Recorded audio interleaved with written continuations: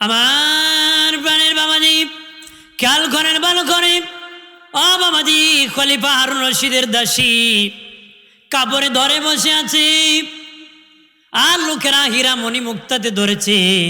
খলিফা জিজ্ঞাসা করে, দাসী, তোমার সামনে তো অনেক হীরা মণি মুক্তা ছিল, তুমি তো ধরতে পারতা না, ধরিয়া কেন গো আমার কাপড়ে ধরেছ? বাদশাহজি বলেছেন যে যেটায় ধরবে সে সেটা পেয়ে যাবে, মালিক হয়ে যাবে। আমি আপনার কাপড়ে ধরেছি, আপনি আমার জন্য হয়ে গেছেন, আপনার সব আমার জন্য হয়ে গেছে। কন্যা সুবহানাল্লাহ। এই জন্য বলি, আরে কুমিল্লার মুসলিম জনতা, যদি বাবা আপনি আমি আল্লাহর জন্য হতে পারি, আল্লাহর সব আমার জন্য আপনার জন্য হয়ে যাবে, গোলাম হয়ে যাবে। আর আমি আপনি যেন আল্লাহর গোলাম হয়ে যাই, আল্লাহকে আমার গোলাম হতে দেরি, তোর জান্নাতের ঘ্রাণ তোর না খেয়ে লাগতে দেরি হবে না রে। আর জোরে বলি, প্রাণের বাবাজি খেয়াল করেন ভালো করে। অদুস্থ বুজুর্গরা, এই জন্য সৌন্দর্যের ইজ্জত রক্ষা করতে হবে, সৌন্দর্যের মর্যাদা ধরে রাখতে হবে। আমরা দামি, আমাদের সম্মান আমরা ধরে রাখতে হবে। আমার পকেটে টাকা আছে, চুরে নেওয়ার ডর আছে, পকেটে টাকা নাই, চুরে নেওয়ার কোনো ভয় নাই। ইজ্জত আছে, ইজ্জত যাওয়ার সম্ভাবনা আছে। যার ইজ্জত নাই তার যাওয়ার সম্ভাবনা নাই। আছে নাকি? যে বেড়ায় হাফ প্যান্ট পরে ঘুরায়, এরা আসি কিতা আর যাইতুই কিতা, কথা হয় না। আল হায়া ও শুবাতুম মিনাল ঈমান, লজ্জা শরম ইমানের কি? যার শরম নাই তার ইমান নাই, কথা হয় না। জোরে বলেন না। মানে আমার আই তুই কি, যাই তুই কি। হ্যাঁ ভাই আমার, খেয়াল করেন ভালো করে। এরপর আল্লাহ বলেন, ইল্লাল্লাযীনা আমানু, যারা ঈমান এনেছে। সুবহানাল্লাহ বলেন না। যারা কি এনেছে? ঈমান এনেছে। যারা ঈমান এনেছে, সূরা ৩ আল্লাহ বলেন, যারা ঈমান এনেছে। ঈমানদার কারে কয়? ঈমানদার কারে কয়? কালা ইন্নাল ঈমানা লা ইয়াজিরু ইলাল মাদিনা। নবী বলেন, ঈমানদারের বাড়ি পৃথিবীর যে কোনো দেশে হতে পারে, পৃথিবীর যেই কোনো দেশে হতে পারে। ঈমানদারের মন, ঈমানদারের দিল আমি রসুলের মদিনায় পড়ে থাকবি। আরো জোরে কর না। দয়াল নবী বলেন, ঈমানদারের বাড়ি পৃথিবীর যে কোনো দেশে হতে পারে রে। ঈমানদারের দিল, ঈমানদারের মন আমি রসুলের মদিনায় পড়ে থাকবি। এরপরে নবী বলেন, সাপ যখন গর্ত থেকে আদার করার জন্য বের হয়, মন গর্তের ভিতরে থাকে, যতক্ষণ গর্তে ঢুকে না তার মন শান্তি লাগে না, যতক্ষণ গর্তে ঢুকে না ততক্ষণ তার শান্তি লাগে না। ঠিক দয়াল নবী বলেন, ঈমানদারের বাড়ি পৃথিবীর যে কোনো দেশে হতে পারে। ঈমানদার যতক্ষণ আমি রসুলের রওজা আসিয়া সালাম দিবে না ততক্ষণ তার দিল ঠান্ডা হবে না। আমার দয়াল নবী যেই দেশে ঘুমায়, আমার জিন্দা নবী প্রেম যদি শিখবি রে মন, প্রেম যদি শিখবি রে মন, সব ছেড়ে চল মদিনায়, আরে সব ছেড়ে চল মদিনায়। আমার দয়া নবী যেই দেশে ঘুমায়, আমার জিন্দা তারা দেখলে ছবি পাগল হবি, দেখলে ছবি পাগল হবি, কাঁদবে বসে নিরালায়, আরে কাঁদবে বসে নিরালায়। আমার দয়াল নবী যেই দেশে ঘুমায়, আমার জিন্দা নবী যেই দেশে ঘুমায়। আল্লাহুম্মা সাল্লি আলা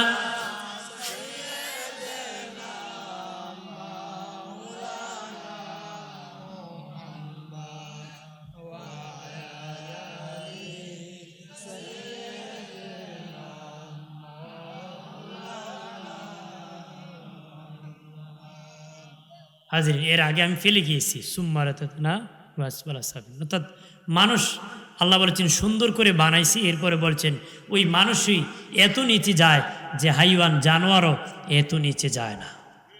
কতক্ষণ ঠিক কিনা? আর জোরে বলেন ঠিক কিনা? তবে তাদের ভয় না আল্লাহকে ইল্লাল্লাহ জি না আমানু, যারা ইমান এনেছে। সুবহানাল্লাহ কন্যা, তারা নিচে নয়, তারা উপরে আছে। সুবহানাল্লাহ কন্যা, আর জোরে কম। আমার প্রাণের বাবাজি, ইমানদার কারে বলে? ও প্রাণের বাবাজি, আল্লাহ নবীর একজন সাহাবী আলকামা বিন হারিস রাদিয়াল্লাহু তাআলা আনহু আল্লাহ নবীর দরবারে হাজির হয়েছেন। নবী জিজ্ঞাসা করলেন, তোমার নাম কি? উনি বলেন, তোমরা কে রে? উনি বলেন, আমরা ইমানদার। সুবহানাল্লাহ কন্যা। নবী বললেন, আলকামা, তোমরা ইমানদার, ইমানের সংজ্ঞা কি? ইমান কি রে? তোমরা ইমান কি, ইমানদার কি ভিত্তিতে ইমানদার দাবি করো? কোন ভিত্তিতে, কোন যুক্তিতে তোমরা ইমানদার দাবি করো? কোন নবীজি গো, ইয়া রাসূলুল্লাহ, আমি আমার বংশীয় লোক নিয়ে আপনার দরবারে হাজির হয়েছি। নবীজি, আমাদের 15টা অভ্যাস আছে নবী, আমাদের 15টা অভ্যাস আছে। ওই 15টা অভ্যাসের কারণে আমরা আমাদেরকে ইমানদার দাবি করি। কন্যা সুবহানাল্লাহ। কয়টা অভ্যাস? 15টা। আপনার কয়টা আছে দেখেন ভালো করে। নবীজি বললেন, বাবা আলকামা, বলো রে, বলো রে বাবা আলকামা, 15টা কি কি?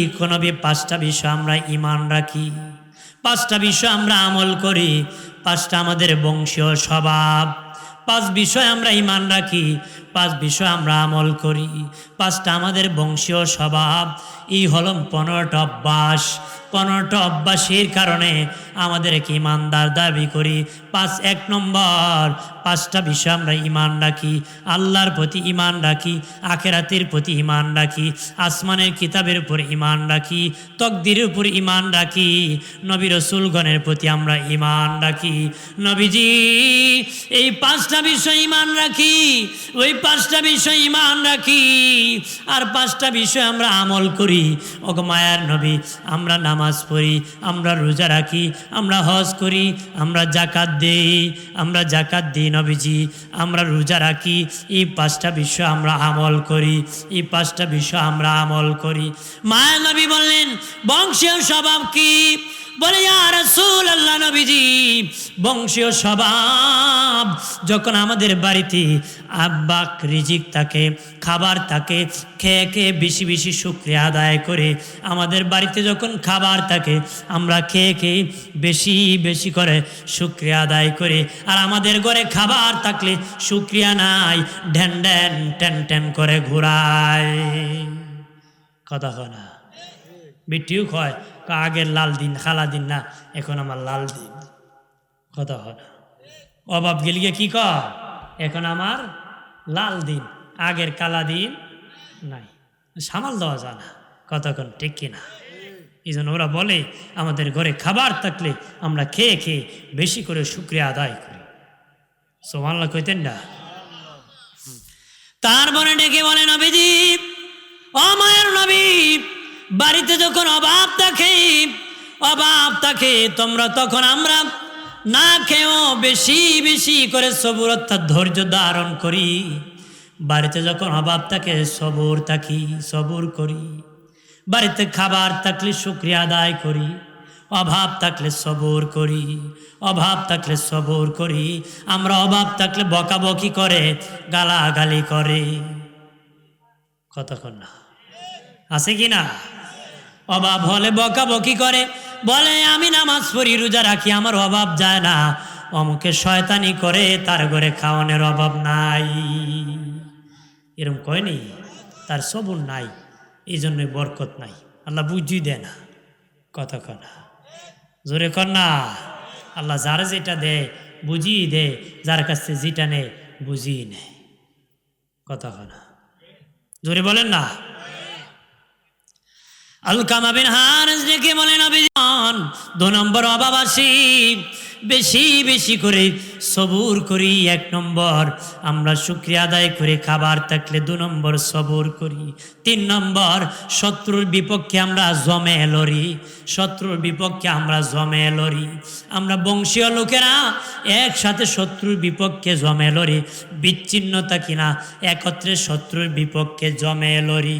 3-4 নম্বর আলকামা বিন হারেস বলে, নবী শত্রু যখন বিপদে পড়ে তখন সাহায্য করি, শত্রু যখন বিপদে পড়ে তাকে আমরা সাহায্য করি, তখন তাকে আমরা বেকায়দায় ফেলে দিই না। শত্রুর মেয়ে বিয়ে দিতে পারবে না, বিয়ের ব্যবস্থা করি, বাড়িতে আগুন লাগছে নিবানের ব্যবস্থা করি, অসুস্থ আছে ডাক্তার দেখানোর ব্যবস্থা করি। আমাদের শত্রু হতে পারে, বিপদে তার পাশে আমরা দাঁড়াই। সুবহানাল্লাহ কইতেন না? শত্রুর যখন বিপদে পড়ে যান তার পাশে দাঁড়ায় যায়। আমাদের শত্রু বিপদে পড়লেন আরো বাবা হুঙ্কার দে, জাতা মারে ধরে চাপ দিয়া মারে, মারে না নে? ও বহুত দিনে শেপ পাইছে, বহুদিনে কি পাইছে? সুযোগ পাইছে, চাপা দিয়ে ধর আর যেন নড়তে না পারে।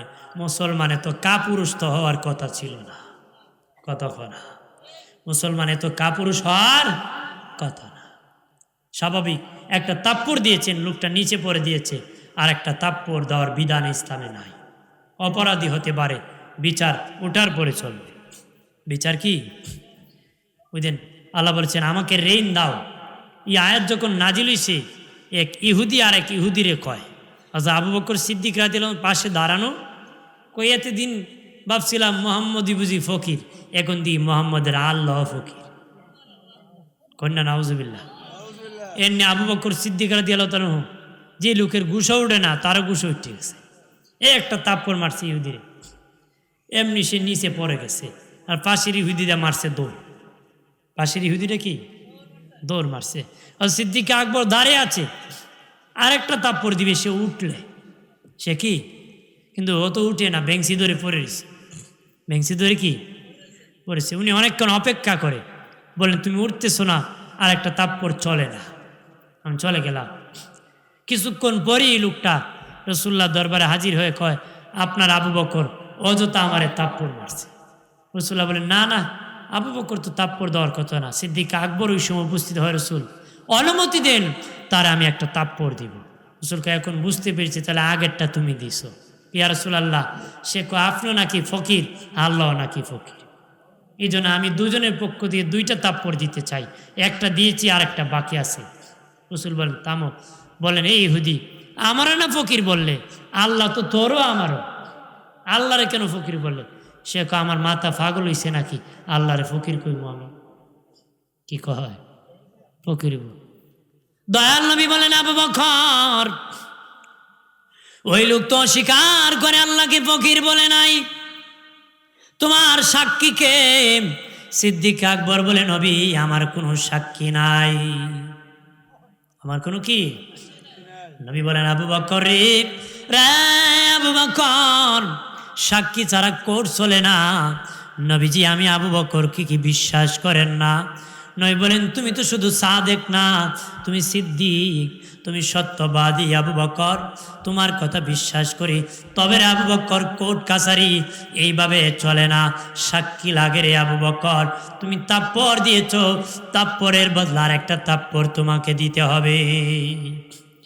আবু বকর সিদ্দিক ডেকে বলেন ও মায়ার নবী, ঠিক আছে দিয়ে দেন, আমি মানতে রাজি, আমার কোনো সাক্ষী নাই। এমনি জিবরিলের ঘন্টার আওয়াজ বেজেছে, আল্লাহ জানায় দে হাবিব আমাকে আপনাকে ফকির বলেছে। আবু বকর যা বলেছে তা সত্য, তারাতে ফকির বলেছে, আবু বকরের পক্ষে সাক্ষী আমি আল্লাহ নিজে দিয়ে দিছি। সুবহানাল্লাহ কন্যা, আল্লাহ কর নিশ্চয়ই নিশ্চয়ই তারা আমাকে আপনাকে ফকির বলেছে, আল্লাহ আবু বকরের পক্ষে সাক্ষী হয়েছে। নবী কি ইহুদি, এখন আয়াত নাজিল হয়ে গেছে। ইহুদি আগে কি জানতাম, আয়াত দে নাজিল হয়ে যাবে, আমি তো এটা বুঝি নাই, আয়াত দে নাজিল ফল আইছে। নাউজুবিল্লাহ কর না, আর জোরে কর।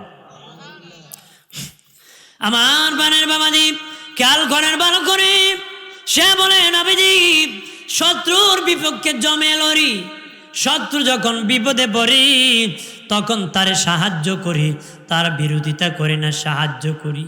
5 নম্বর নবীজি বংশীয় স্বভাব হলো যে হালে যেইভাবে থাকি আমার আল্লাহকে স্মরণ রাখি, যেই হালে থাকি আল্লাহকে স্মরণ করি। ওয়াহুয়া মাকুম আইনা মাকুন্তুম, আল্লাহকে তুই যেখানে আমিও সেখানে আছি। আল্লাহ বলেন তুই যেখানে আমিও সেখানে আছি। রে বান্দা বান্দি ভুলে যেও না, আমাকে স্মরণ রাখো। আলিমুম বিজাতিস সুদূর, আল্লাহকে তোর অন্তরের খবরটা আমি জানি, অন্তরের খবরটা আমি জানি। আলকামা বিন হারেস দেখে বলে মায়ের নবী বংশীয় স্বভাব হলো যেখানে যেই হালে যেইভাবে থাকি মালিককে স্মরণ রাখি, মালিককে স্মরণ রাখি, মালিককে স্মরণ রাখি। আবে নবীজি বলেন হ্যাঁ আলকামা বিন হারেস এই 15টা বিশ্বাস করো, এই কারণে তোমরা হলা মুমিন। আমাদের দেশে আব্দুল মুমিন না, বিশ্বাসের দ্বারা হবেন মুমিন। বিশ্বাসের দ্বারা কি বেটা নাম হলো ইসলাম উদ্দিন, ইসলামের লেশও নাই, কষ্ট না, কথা বলেন না। নাম হলো ইমান আলী, ইমানের দ্বারই নাই। যত বেইমানি খাম আছে হ্যাঁ নেতা আছে কি না? আরো জোরে ক। দয়াল নবী বলেন আলকামাম আমি রাসূলুল্লাহ 5টা উপদেশ দিব তোমাদেরকে। সুবহানাল্লাহ বলেন না। নবী বললেন শোনে না, তোমাদেরকে আমি 5টা উপদেশ দিব, তোমরা কি গ্রহণ করবানি? তারা বলে ইয়া রাসূলুল্লাহ আপনার কাছ থেকে উপদেশ গ্রহণ করার জন্য এসেছি, বলেন বলেন নবীজি বললেন রে বাবা আলকামা বিন হারেস শুনে নাও, ওই জায়গায় তোমরা ঘর বানাইবা না যেই জায়গায় তোমরা থাকতে পারবা না, ওই জায়গায় তোমরা ঘর বানাবা না যেই জায়গায় তোমরা থাকতে পারবা না, যেই জায়গায় তোমরা থাকবা ওই জায়গায় তোমরা ঘর বাড়ি বানাবা। কন্যা সুবহানাল্লাহ।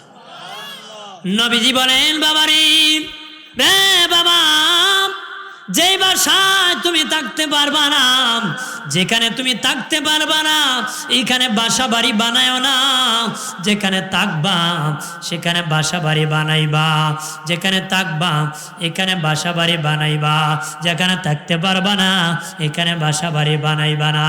এই দুনিয়া থাকার জানা, দুনিয়াটা হলো পরীক্ষার হল, সামান্য জায়গা, তুচ্ছ নগণ্য, মরা জন্তুর মতন, মরা শিকালের মতন, কুকুরের মতন। নবী বলেন এই মরা দুনিয়া, ওই দুনিয়া এমন জায়গা যেখানে তোমরা 10 তলা 20 তলা 100 তলা 111 তলা বানাতে পারো, থাকতে পারবা না। ওই বাসা বাড়িয়ে কোনো লাভ নাই, ওই বাসা বাড়ি বানায় কোনো লাভ নাই, ওই ঘর বানায় কোনো লাভ নাই, ওই বাড়ি বানায় কোনো ফায়দা নাই। কথা কোন ঠিক কিনা? যত বড় বিল্ডিং বানাও রে, ছাদ দাও, টাইলস লাগাও, লক্ষ লক্ষ টাকা বাথরুমে খরচ করতেছে, কোটি কোটি টাকা ঘরে খরচ করতেছে, এমন ঘরের অভাব নাই, ওই ঘরে থাকতে পারবা না রে। আম্মা জান আয়েশা বলেছিলেন ইয়া রাসূলুল্লাহ নবীজি মানুষের মরণের পরে সবচেয়ে বেশি দুঃখের সময় কোনটা, কষ্টের সময় কোনটা গো নবী?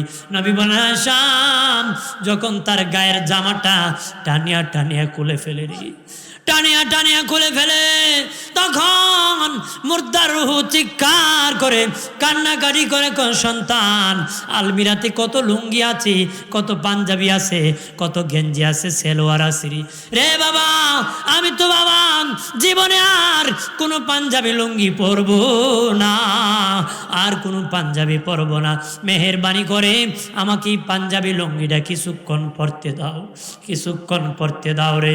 দয়াল নবী বলেন আয়েশা রে পৃথিবীর কেউ মানে না টানিয়া টানিয়া পাঞ্জাবি লুঙ্গিগুলা খুলে ফেলে, কেসি দিয়া গেঞ্জি কেটে ফেলে।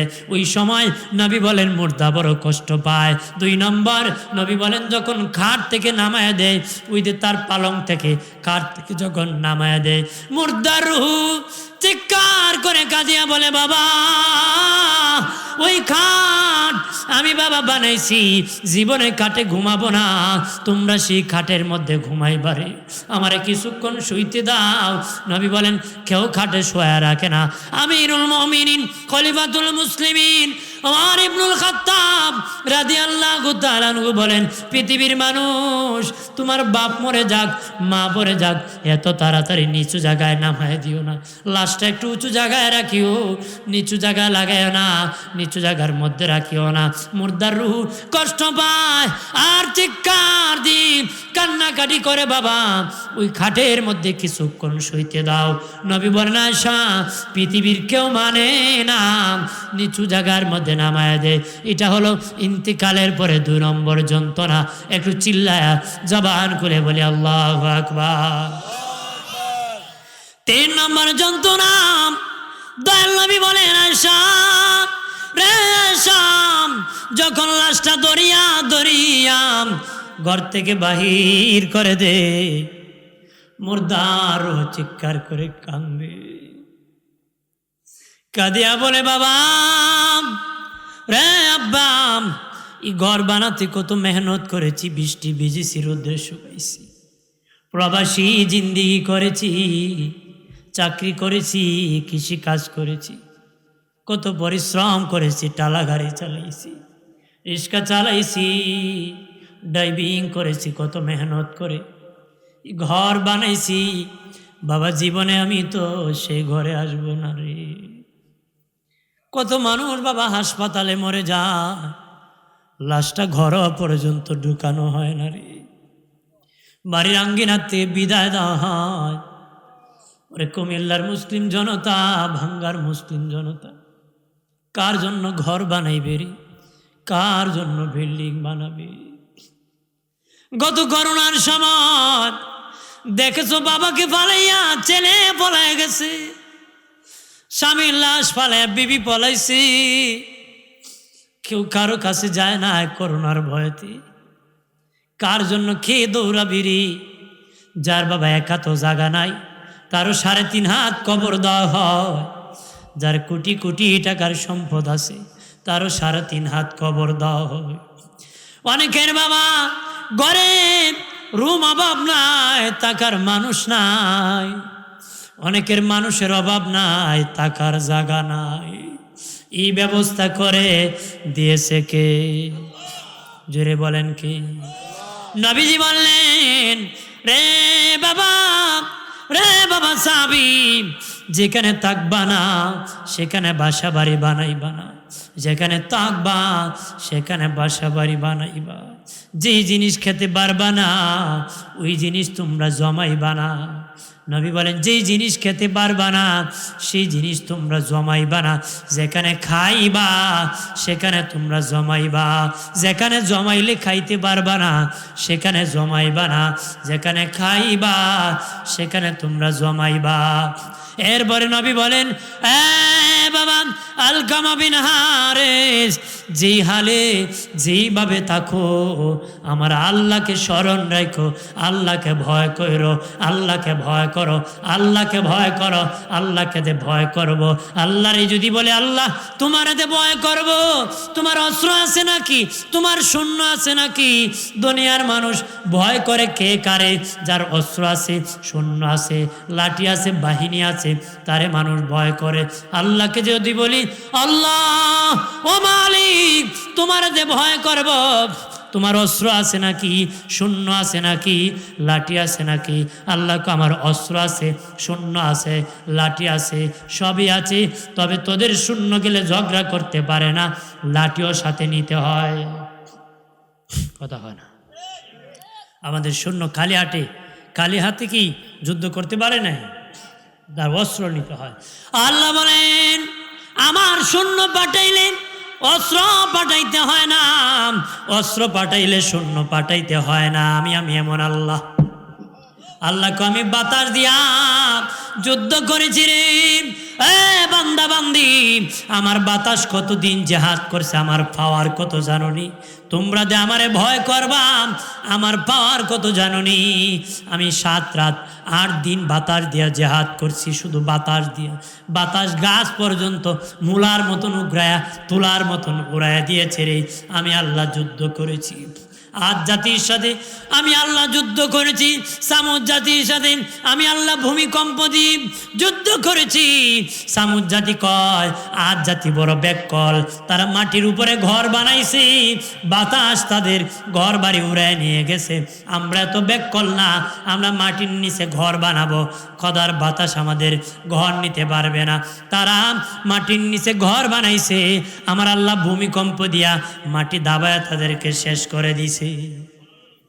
আল্লাহ বলেন আমি আল্লাহ ব্যাং দিয়া জেহাদ করেছি, ব্যাং দিয়া জেহাদ করেছি, বৃষ্টির পানি দিয়া জেহাদ করেছি, বন্যার পানি দিয়ে বাড়ি ঘর বুড়ায় দিয়ে আমি জেহাদ করেছি, আমি ব্যাং দিয়ে জেহাদ করেছি। আমি আল্লাহ পানিকে রক্ত বানায়া, তাদের খাবারের পানিকে পানি না রাখে রক্ত বানায়া জেহাদ করেছি। আমি আল্লাহ জিব্রিল পাঠায়া জেহাদ করেছি। জিব্রিলকে বলেছি তুমি তোমার ডানা লাগাইবা না, পয়েন্টে পয়েন্টে তুমি চিৎকার করে আওয়াজ করবা।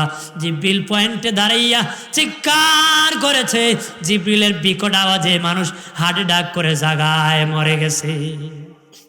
আল্লাহ এইভাবে যুদ্ধ করছে। ভয় করব কাকে? জোরে বলেন কাকে? আল্লাহ বলেন ইল্লাল্লাযীনা আমানু ওয়া আমিলুস সালিহাত, এরপরে যারা নেক আমল করেছে। কন্যা সুবহানাল্লাহ। সামনে কি বাড়বো না শেষ করে দিব? আর কিছুক্ষণ বলবো না, আবার যাইবেন কেন? চালাক মানুষ তো জাগা, যে বেশি চালাক হে জাগা।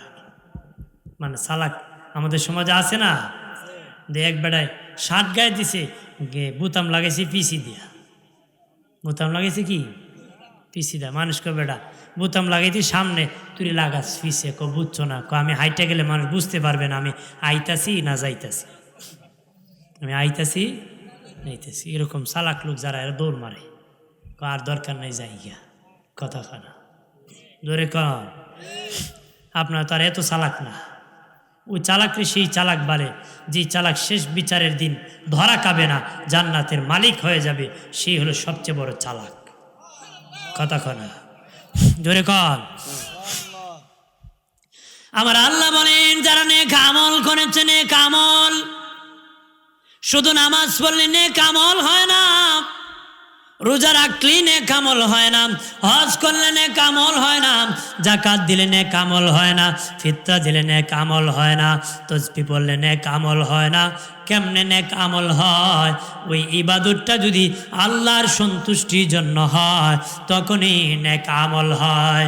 মসজিদের সভাপতি হওয়ার জন্য যদি নামাজ হয়, ওই নামাজ ইবাদত হয় না, নেক আমল হয় না, এটা আমলে শিরিক হয়, আমলে কাসির হয়। বাবাজি মসজিদের ইমামতি করে বলি ইমামতি নামাজ পড়ি আর বাকি অংশে পড়ি না, এটা আমল হয় না, আমলে কাসির হয়। লোক দেখানো ভণ্ডামি, চিল্লায় বলে নাউজুবিল্লাহ। সুন্দর কন্টেন্ট তেলাওয়াত, মধুর কন্টেন্ট তেলাওয়াত করলেই বাবা ইবাদত হয় না। আমার আল্লাহ কিয়ামতের দিন 3 ইবাদতকারীকে ডাকবে, একজন আলেম কারি সাহেবকে ডাকবে, একজন দানশীল ইবাদতকারীকে ডাকবে, একজন শহীদকে আমার আল্লাহ ডাকবে। আল্লাহ মাওলানাকে ডাকিয়া কারি সাহেবকে ডেকে বলবেন, কারি সাহেব বলো রে, বলো বলো কার জন্য ইবাদত করেছো, কার জন্য তুমি তেলাওয়াত করেছো? তেলাওয়াত করলেই যদি ইবাদত হতো আল্লাহ জিজ্ঞাসা করতেন না, বলতেছেন কার জন্য ইবাদত করেছো, তেলাওয়াত করেছো? সে বলবে আল্লাহ তোমার সন্তুষ্টির জন্য, খুশির জন্য। আল্লাহ বলেন কাজ্জাব, মিথ্যাবাদী, তুমি তেলাওয়াত করেছো, মানুষ তোমার আন্তর্জাতিক কারি বলবে, বাহ বাহ দিবে, তোমার পাছনে পাছনে ঘুরবে, এই জন্য তেলাওয়াত করেছো। আল্লাহ বলবেন ফাসুহিবা আলান্নার, তাকে ধরিয়া জাহান্নামে নিক্ষেপ করে দাও। সে চেয়েছে মানুষ মারহাবা বলবে, মারহাবা বলে ফেলেছে, যেটা চেয়েছে সেটা পেয়ে গেছে, আমার সন্তুষ্টির জন্য নয়, তারে উপুত করিয়া জাহান্নামে নিক্ষেপ করে দাও। একটু চিল্লায় বলে নাউজুবিল্লাহ।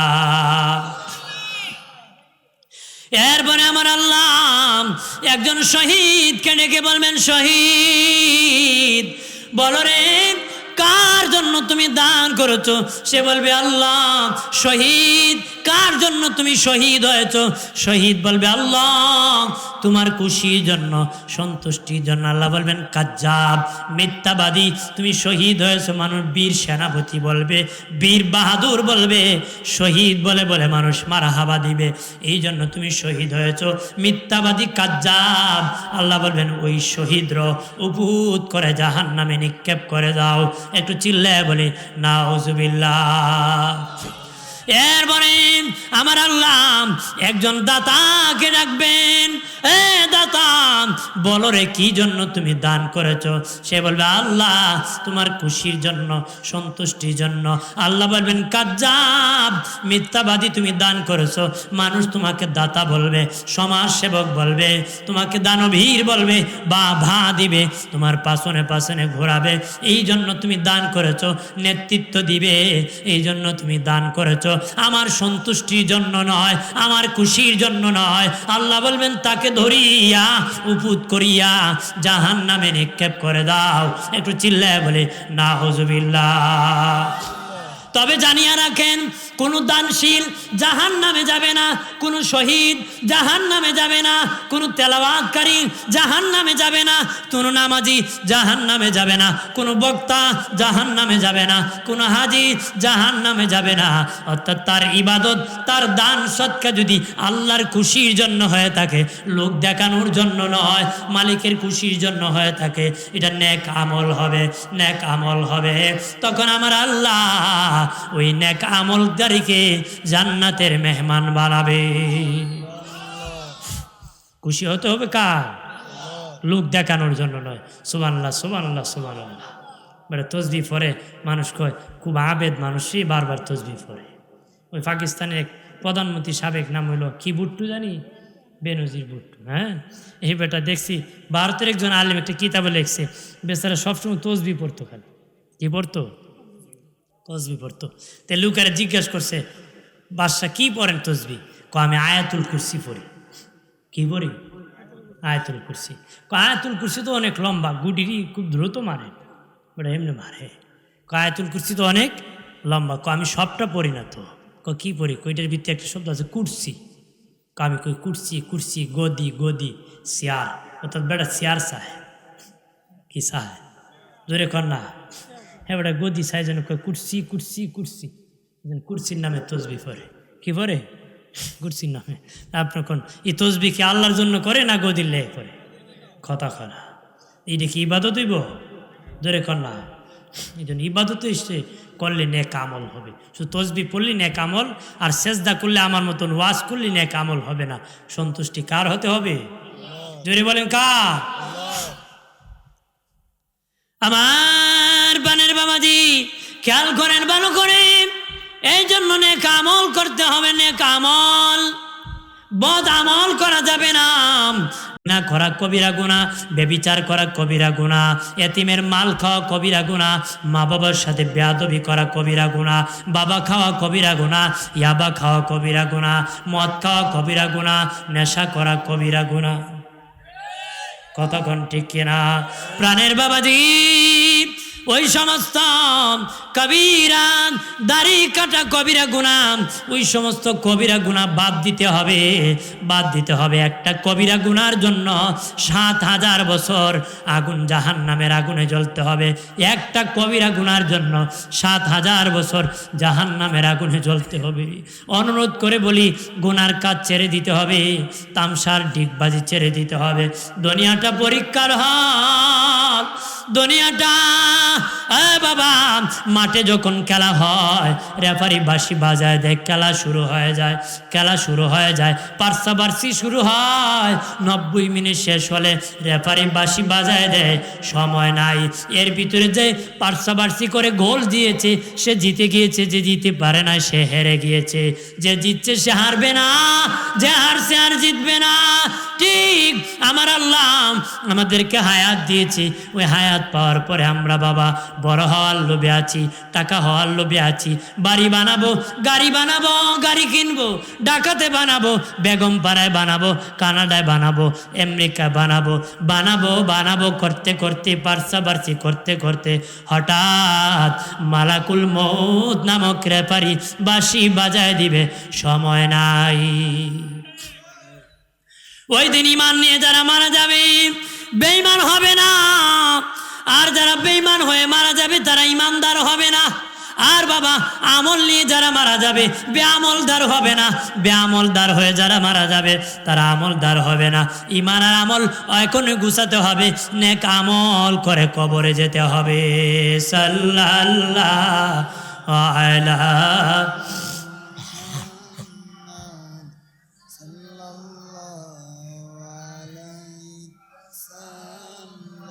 সাল্লাল্লাহু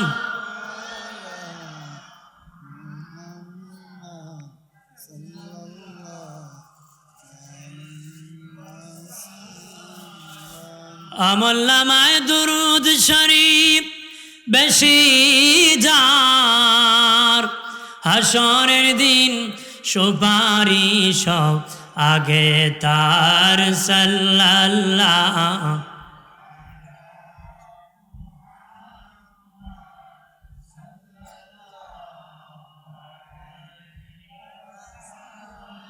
সাল্লাল্লাহু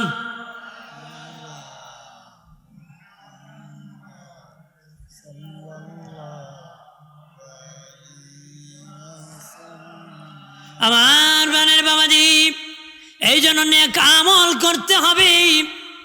আর বাবা শুধু নেক আমল নিজে করলে হবে না, অন্যকে নেক আমলের কথা বলতে হবে। কি হতে হবে? আপনি শুধু নামাজই পড়েন, অন্যকে বলেন না। হতে পারে বেটা তসবি পরে দেখে অমুকের ছেলে একটা সার দিছে, মনে করেন একদম গোলামের সুরতে, কথা হয় না, কি দিছে বেটা দেখা করে বাতি যা, কত টাকা লাগছে সার দিতে? চাচা 600 টাকা লাগছে। কত লাগছে? বাবা তোর বাপের টাকা আসেল দিক কেন দিস? আর শরীর কয় অমুকের ফুল যে সার দিছে বেশি দিন লাগতো না সম্পদ উড়াইতে, কথা হয় না, জোরে কয়। এই কথা না বলে শায়রেক বলতেছিল বাবা এটা ঠিক না, এটা কি না, ঠিক না। যদি উপরে উষা আর নিচে নিচা করে চুল কাটে আমাদের ইয়াং যুবকরা, কথা কনা। এটা কের সুরত জানেন? গোলামের সুরত। কের সুরত আমার বানাল কথা না, আগের যুগের রাজা বাদশার জীবনী পড়ে দেখবা, আগের যে গোলামরা এইভাবে চুল কাটত। আগের যুগের গোলামরা কি সব মনিব সমানভাবে চুল কাটতো, গোলামরা উপরে উঁচা রাখতো, নিচে কাটো করতো। কোন গোলাম যদি সমানভাবে চুল কাটতো জরিমানা দিতে হইত। কি করে দিত? কারণ গোলাম আর মনিবের পার্থক্যের জন্য চুল এরকমভাবে কাটতো। আমাদের দেশের যুবকরা এখন আগের যুগের গোলামের সুরত ধরছে, কথা কয় জোরে ক, এটা ভালো না। পায়ে দড়ি বলে যুবক বন্ধু, সাবের সুরত ধরো, গোলামের সুরত বাদ দেও, কথা কয় না। আমরা মুসলমান জাতি, আমরা হলাম অন্যতম জাতি, কথা কয় না। রাগ করছেন নাকি? হুজুর এই কথা খেতে, কারণ গাম দেশে কয় গরম ভাতে বিলাই বেজার, হক কথা আহাম্মক বেজার। আর একটা কয় নাকি মাউই বেজার হয়ে যাবে, নাকি কয় বেজার হইবেন নাকি? বেজার হইবেন না। আমার দেশে ছেলেরা না বুঝিয়ে দেয়, তারা বুঝিয়ে দেয় না, ওদের তালে তাল মিলে। তালে তাল কি? ওদের সাথের বন্ধু একটা কাটছে, ও কাটে ফেলছে, তাই সে খারাপ, এটা বলতেছি না, কিন্তু তালে তাল মিলাইলে মরতে হবে। তাহলে তাল মিলানো যাইবে, ও কথা করা। কিন্তু বেড়া গেছে বিয়ের বাড়ি, এই দেশ আছিল কাঁঠালের দেশ, ও সময় কাঁঠাল দিছে। কই বিয়াই এত তাড়াতাড়ি কাঁঠাল পেলে করতে? আপনি আসবেন শুনে আমি শিখ মারছিলাম। কাঁঠালে শিখ মারলে ফাঁকে না নে, কথা কয় না, ফাঁকে নি, ফাঁকে। এই বিয়ের বাড়ি আছিল তরমুজের দেশ। কে দেশ? দাওয়াত করছে বিয়ে, আমার বাড়িতে দাওয়াত। ওই বিয়ে যখন ওই বিয়ের বাড়িতে গেছে দেখে পচা গন্ধ খাটের নিচ থেকে। বিয়াই কের গন্ধ? ভাই খবর ভালো না। কি তো তোমার তালে তাল মিলে আমি তরমুজও শিখ মারছিলাম, এটা পচা গেছে। কি হয়েছে? পচা গেছে। আপনারা কন তালে তাল মিলালে হবে? কাঁঠালা দিলে পাকে, তরমুজ দিলে পচে। এই জন্য সব জায়গায় তাল মিলালে নিচেও পচে যাবে। কতক্ষণ ঠিক কিনা? আমার বানের বাবাজি, নিজে শুধু নেক আমল করলে হবে না, অন্যকে নেক আমলের কথা বলতে হবে। বাবাজি আল্লাহ বলেন, জিবরিল যাও যাও অমুক এলাকাটা ধ্বংস করে দাও। শেষ কথা আমার, অমুক এলাকা ধ্বংস করে দাও। জিবরিল আমিন যে দেখে একজন আবেদ ব্যক্তি 500 বছর ইবাদত করেছে, যার আমলের মধ্যে কোনো গুনাহ নাই, শুধু নেকি আর নেকি। আল্লাহকে বলেন, ও মালিক, সে তো একজন ব্যক্তি যার কোনো গুনাহ নাই, তারে সরায় গজব দিব নাকি, উল্টায় দিব নাকি? আল্লাহ বলেন, না না, তারে সহ জিবরিল তুমি উল্টায় দাও। ও মালিক, তারে সহ কেন উল্টাবো? তার আমল নামায় তো কোনো গুনাহ নাই। আল্লাহ বলেন, এ জিবরাইল, সে শুধু নিজে ইবাদত করেছে, আমার কোনো বান্দাকে ইবাদতের কথা বলে নাই। সে স্বার্থপর, নিজে জান্নাতে একা যেতে চায়, আমার কোনো বান্দাকে জান্নাতি বানাইতে চায় না। এমন কোন মতলববাজির জন্য আমি জান্নাত বানাই নাই, তারে সহ উল্টায়া দাও। বাবাজিরা খেয়াল করেন, ভালো করেন। অদুস্থ বুজুর্গরা, দাউদ নবীর যুগে মানুষ বানর হয়েছিল, শুনছিলেন? মানুষ বানর হয়েছিল কেন? প্রতি শনিবার মাছ ধরতে নিষেধ করেছিলেন, প্রতিদিন মাছ ধরবে, তারা মানে নাই। শনিবার দিনও মাছ ধরার কারণে তারা বানর হয়েছিল, কিন্তু মাছ ধরে নাই। একদল আলেম, 70,000 আলেমকে আল্লাহ বানর বানিয়ে দিয়েছিল। কয় হাজার? 70,000 আলেমকে আল্লাহ বানর বানাইছে। আলেমরা আল্লাহর দরবারে বলে, মালিক, তারা তো তোমার হুকুম লঙ্ঘন করেছে, এই জন্য তুমি বানর বানাইছো। আমরা তো তোমার হুকুম লঙ্ঘন করি নাই, কেন গো আমাদেরকে বানর বানাইছো? আল্লাহকে তোমরা শুধু হুকুমই পালন করছো, আমার কোনো বান্দা বান্দিরে হুকুম পালনের কথা বলো নাই। তোরা শুধু নিজের আমার হুকুম পালন করছো, আমার বান্দা বান্দিরে হুকুম পালনের কথা বলো নাই। ওই দে উপদেশ দেও নাই, এক কথা হক কথা, হকের দাওয়াত দেও নাই, হকের দাওয়াত দেও নাই, হকের দাওয়াত দেও নাই, হক কথা বলো নাই। এই জন্য অপরাধের কারণে তোমাদেরকে আমি আল্লাহ বানর বানাইছি। এই জন্য বলি, অনুরোধ করে বলি, এলাকার মা বোনেরা, তোমরা নামাজ পড়বা, রোজা রাখবা। মা বোনেরা, স্বামীর কথা শুনবা, যারা স্বামী আছেন স্ত্রীকে মহব্বত করবা। বাবাজি, নিজে মুত্তাকি হবা, আহাল পরিবারকে জাহান্নামের আগুন থেকে বাঁচাতে হবে। কথা বলেন ঠিক কিনা? বাঁচাতে হবে, বাঁচার মতন বাঁচতে হবে। কিসের থেকে বাঁচতে হবে? জাহান্নামের আগুন থেকে বাঁচতে হবে। ঈমান আর আমলকে ঠিক করার পরে জাহান্নামের আগুন থেকে বাঁচা যাবে রে। যদি জান্নাতি হতে চাও, আল্লাহ আল্লাহ রসুলকে মেনে নাও। যদি জান্নাতি হতে চাও, নবীর সাথে মদিনার সাথে ভালোবাসা লাগাও, আমার আল্লাহ জান্নাতের খোঁজখবর তোমারে দিয়ে দিবি। যারা মুমিন গুণওয়ালা হবেন, তাদের জন্য জান্নাতে আল্লাহকে উলাইকা হুমুল ওয়ারিসুন, আল্লাহকে তাদেরকে ওয়ারিস বানাবো। আল্লাযীনা ইয়ারিসুনাল ফিরদাউস, জান্নাতুল ফিরদাউসের ওয়ারিস বানাবো। আল্লাহকে যদি বলে, আল্লাহ কতদিন ওই জান্নাতের মালিক বানাবা? আল্লাহকে হুম ফিহা খালিদুন, চিরদিন তোদেরকে ওই জান্নাতের মালিক বানাবো। কতদিন বানাইব? কতক্ষণ না? ধরে কন্যা। দুনিয়ার কোন মানুষ যদি মানুষকে দান করে আবার ফিরত চায়, কথা হয় না, চায় কি না? আল্লাহ কয়, আমি এমন ধনী, তোদেরকে দিয়া আমি আর ফিরত জীবনও চাবো না। আমি কতদিন দিব? তোদেরকে চিরদিন জান্নাতের মালিক বানাবো, চিরদিন বানাবো। এই জন্য আমরা চিরদিনের মালিক হতে চাই কি না? কথা হয় না, না হতে চাই না। জান্নাতে যেতে গেলে এই বদ কাজ ছাড়তে হবে, নেক কাজ ধরতে হবে। কতক্ষণ? দুইটা হাত বাড়ান দেখি, হাত নাড়েন আন কন, আল্লাহ আল্লাহ রসুল বেজার হবে, এমন কাজ করব না। নবী খুশি হবেন, আল্লাহ খুশি হবেন, এমন কাজ ছাড়ব না। বদ কাজ করব না, নেক আমল ছাড়ব না। আমিন কর, জোরে কর, জোরে কর। রাজি আছি? আল্লাহ আল্লাহ রসুল বেজার হবেন এমন কাজ করব না, খুশি হবেন এই কাজ ছাড়ব না। হাজিরিন, নির্বাচনের সময় আসলে কত আওয়াজ বাড়ে, বাড়ে কি না? হ্যাঁ, আপনারা সতর্ক হয়ে চলবেন, আমরা সাবধান হয়ে চলতে হবে। কোনো প্রতারকের আশ্রয় নেওয়া যাবে না, নেওয়া যাবে, নেওয়া যাবে না। ইমানের দাম আছে কি না? হ্যাঁ,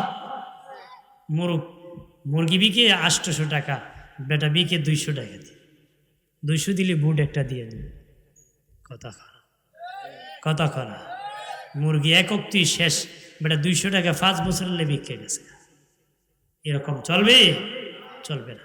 সতর্ক হতে হবে, ইমান আমলকে মজবুত করতে হবে, নেক আমল করে যেন কবরে যেতে পারি।